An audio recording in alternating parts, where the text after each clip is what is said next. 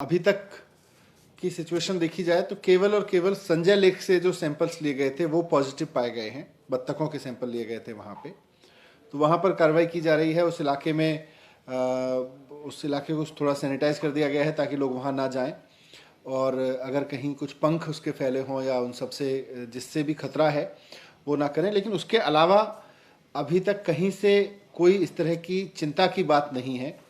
अभी कुछ सैंपल्स और भेजे गए हैं जो जिनकी रिपोर्ट अभी आनी है। जालंधर में कुछ सैंपल भेजे गए हैं, उनकी रिपोर्ट आनी है। मैंने सुबह अधिकारियों के साथ और एक्सपर्ट्स के साथ में इसकी पूरा रिव्यू किया है, पूरी सिचुएशन का। मैं उस रिव्यू के आधार पर आम जनता से कहना चाहता हूं कि घबराने की कोई ज़रूरत नहीं है, पैनिक की कोई ज़रूरत नहीं है। सरकार पूरी कोशिश में है कि इसके स्प्रेड को रोक लिया जाए। अभी तक कहीं से भी इस तरह की कोई चिंता की बात नहीं है।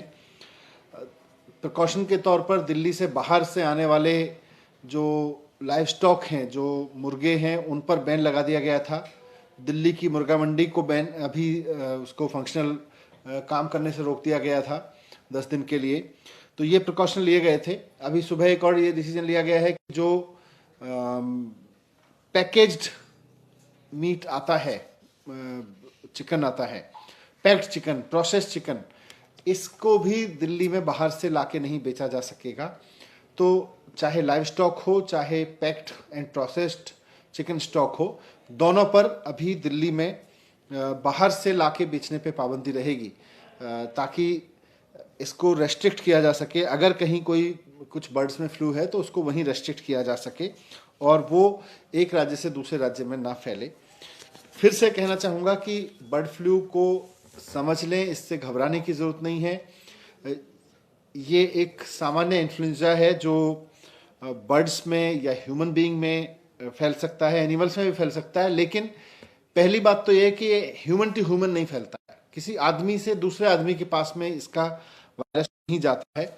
ये केवल पक्षी से, जो इन्फेक्टेड पक्षी है, उससे किसी ह्यूमन बीइंग में आ सकता है, या उसके जो पंख फैले रह जाते हैं या उसके ड्रॉपिंग्स हैं, उन सब से आ सकता है। लेकिन ये कहीं से भी इसका कोई ऐसा अभी तक प्रमाण नहीं मिला है, और अभी तक तो इनफैक्ट जो भी प्रमाण मिले हैं वो यही है कि ये आदमी से आदमी तक, इंसान से इंसान तक नहीं फैलता है। दूसरा, जो लोग चिकन कंज्यूम करते हैं या एग्स कंज्यूम करते हैं, खाते हैं, उनको भी घबराने की जरूरत नहीं है, क्योंकि अगर आप पूरी तरह से फुल्ली कुक्ड चिकन या पूरी तरह से उबला हुआ अंडा ले रहे हैं तो भी आपको इससे घबराने की जरूरत नहीं है। फिर आपको इसमें इन्फेक्शन नहीं फैल सकता है। और अगर किसी को होता भी है किसी रूप में, मान लीजिए किसी भी तरह से किसी बर्ड से इन्फेक्शन आया भी, तो उससे केवल इतना है कि आपको कुछ कफ, थोड़ा सा बुखार या हेडेक वगैरह हो सकता है। ज़्यादा पैनिक की ज़रूरत नहीं है। लेकिन बर्ड फ्लू है, दिल्ली में कुछ बत्तखों में पाया गया है। सरकार की पूरी कोशिश है कि ये और ना फैले, और ज़्यादा सैंपल्स उठाए जा रहे हैं, उनकी टेस्टिंग कराई जा रही है। और भी कुछ सख्त कदम उठाने की जरूरत पड़ेगी तो वो भी उठाएंगे, लेकिन कहीं से भी कोई स्थिति परेशानी वाली नहीं है। सर, मयूर विहार के पार्क में जो कौवे मरे पाए गए थे काफी ज्यादा संख्या में, उनकी रिपोर्ट कब तक आएगी और वहाँ क्या स्थिति है? उनकी रिपोर्ट्स भी आजकल में आ जाएंगी। जो हमने 100 सैंपल्स पूरी दिल्ली से उठाए हैं, वो सैंपल्स हमने भेज दिए थे तो जालंधर से लैब में, उनकी रिपोर्ट आज शाम तक आ जाएगी। और जो संजय लेक से डक्स के सैंपल लिए गए थे, उनकी रिपोर्ट कल शाम आई है, वो पॉजिटिव आई है।